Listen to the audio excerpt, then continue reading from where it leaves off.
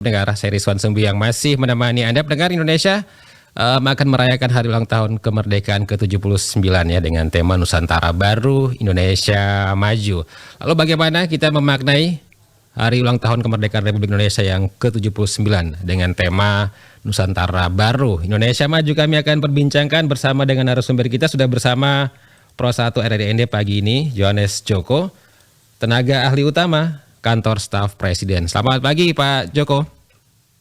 Pagi Pak Rizwan, selamat pagi para pendengar RRI Program 1 ND. Iya, apa kabar? Berada. Pak Joko sehat? Sehat Pak Rizwan. Pak Rizwan sehat? Alhamdulillah sehat juga Pak Joko. Ya, Pak Joko, besok kita akan memperingatkan hari ulang tahun kemerdekaan Republik Indonesia begitu ya. Ini Pak Joko ke IKN juga atau bagaimana Pak Joko? Enggak, karena saya ada tugas di Jakarta, jadi saya harus standby di Jakarta karena untuk antisipasi permintaan teman-teman media untuk memberikan wawancara-wawancara seperti ini. Baik. Dengan tema untuk tahun ini ya, Nusantara Baru, Indonesia Maju nih, bagaimana kita memaknai hari ulang tahun kemerdekaan ke-79 Republik Indonesia untuk tahun ini Pak Joko? Iya, yang untuk pertama kalinya Pak, peringatan 79 tahun HUT kemerdekaan Indonesia ini untuk pertama kalinya itu kita akan mengadakan upacara bendera itu di Ibu Kota Nusantara. Jadi memang sudah sejak beberapa waktu terakhir ini ada proses, baik proses politik juga proses pembangunan yang terjadi di Ibu Kota Nusantara di Kalimantan Timur. Nah, peringatan HUT ke-79 ini merupakan satu momentum yang penuh makna, bahwa ini bukan saja di akhir masa pemerintahan Presiden Jokowi, yang artinya ini adalah masa transisi kepemimpinan dari kepemimpinan Presiden Jokowi kepada kepemimpinan Presiden terpilih berikutnya Pak Prabowo Subianto, tetapi ini juga menjadi satu momentum proses awal untuk dimulainya perpindahan ibu kota dari Jakarta ke Nusantara. Karena seperti yang kita ketahui memang visi tentang perpindahan ibu kota Jakarta itu sudah sejak zaman Presiden Soekarno, kemudian sejak zaman Presiden Soeharto juga ada wacana perpindahan ibu kota, baik ke mana zaman Presiden Soekarno ke Kalimantan, kemudian zaman Presiden Soeharto itu sempat tergagas ke Jonggol, lalu zaman dari presiden ke presiden perpindahan ibu kota itu menjadi sebuah visi. Dan karena kebutuhan maka pada saat ini beberapa waktu pada periode pemerintahan ini dengan sebuah visi besar dengan segala risiko dan keberanian Presiden Jokowi, maka diputuskanlah dan dukungan juga dari legislatif masyarakat Indonesia pada umumnya, diputuskanlah perpindahan ibu kota ke Nusantara.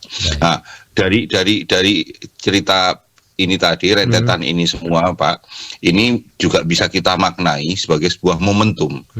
Perpindahan ibu kota ini juga kita lihat menjadi sebuah perpindahan transisi, transformasi negara Indonesia dari negara berkembang menjadi negara maju.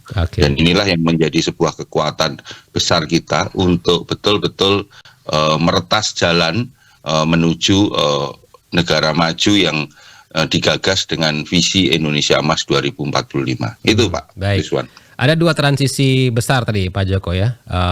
Pergantian kepemerintahan, kemudian juga perpindahan ibu kota negara begitu. Nah, apa urgensi dari transisi ini bagi perjalanan bangsa Indonesia menuju Indonesia Emas 2045 Pak Joko? Ya, urgensinya yang tadi yang saya sampaikan tadi Mas, bahwa karena setelah 79 tahun kita perlu melakukan satu lompatan jadi begini, urgensinya adalah ketika kita melihat situasi hari ini, Indonesia itu memiliki berbagai kelebihan yang luar biasa. Misalnya tentang bonus demografi. Bonus demografi itu kita lihat ini sebagai sebuah tantangan, sebagai sebuah tantangan tapi juga kesempatan begitu. Karena tidak sebuah negara itu sekali biasanya hanya sekali untuk mendapatkan kesempatan bonus demografi. Kalau ini tidak kita kelola dengan baik, maka transisi lompatan untuk menjadi negara maju itu bisa menjadi sebuah bencana begitu, Mas. Di samping itu juga pada situasi hari ini bangsa kita juga Indonesia memiliki posisi tawar di dunia internasional, diplomasi global kita itu menjadi sebuah kelebihan ya, karena bagaimanapun juga di 79 tahun ini Indonesia semakin maju, semakin tumbuh, dan pada situasi hari ini harus kita syukuri bersama. Baik, dengan adanya 2 transisi itu, nah bagaimana wilayah-wilayah lain di Indonesia termasuk di Nusa Tenggara Timur, khususnya di Kabupaten ND ini ikut begitu mendukung semua yang dilakukan pemerintah kita, Pak Joko? Ya, yang harus kita lihat adalah transisi perpindahan ibu kota dan transisi Indonesia maju itu sebenarnya dalam satu bingkai besar, Mas, yang menjadi sebuah visi Presiden Jokowi tentang Indonesia sentris. Nah, kalau kita bicara tentang Indonesia sentris, pola pembangunan kita zaman dulu itu adalah pola selalu menggunakan Jawa sentris. Perpindahan ibu kota dari Jakarta di Pulau Jawa ke Nusantara di Kalimantan itu adalah manifestasi dari Indonesia sentris, di mana pola pembangunan, pola pengembangan kawasan, pola bagaimana pemerintah ini mengelola pemerintahan itu bukan lagi terpusat di Jawa. Dalam konteks inilah maka menjadi sebuah tantangan juga bagi pemerintah untuk memajukan daerah-daerah yang selama ini tertinggal. Salah satunya mungkin di daerah Indonesia, khususnya di daerah Indonesia Timur begitu. Dan ya NTT seperti yang kita ketahui masih banyak sekali saudara-saudara kita yang memang butuh perhatian, ke daerah-daerah yang memang butuh pengembangan lebih begitu. Nanti bagaimana pemerintah memastikan agar pembangunan ini dirasakan merata begitu selain dengan pemindahan ibu kota ini, Pak Joko?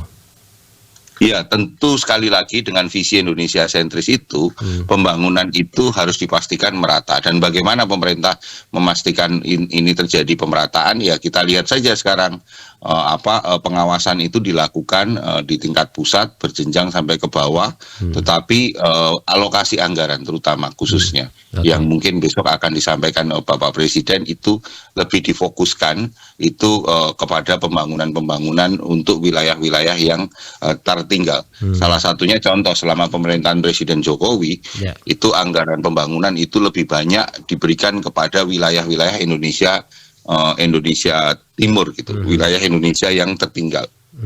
Selama ini pembangunan untuk misalnya contoh di NTT begitu ya, Pak Rizwan, bagaimana Bapak Presiden itu membangun karena kebutuhan NTT itu memiliki potensi alam yang luar biasa, tetapi selama ini mereka kesulitan untuk mengakses air, maka salah satu yang dilakukan adalah bagaimana dibangun begitu banyak bendungan-bendungan di NTT agar manajemen pengelolaan air itu bisa dilakukan dengan baik di musim penghujan maupun di musim kemarau, sehingga masyarakat tidak lagi kekurangan air. Kurang lebih begitu, Pak Rizwan. Baik. Selain itu digenjot juga nih ya di sektor pariwisatanya begitu ya, mendapat perhatian khusus dari pemerintah pusat begitu, Pak Joko ya.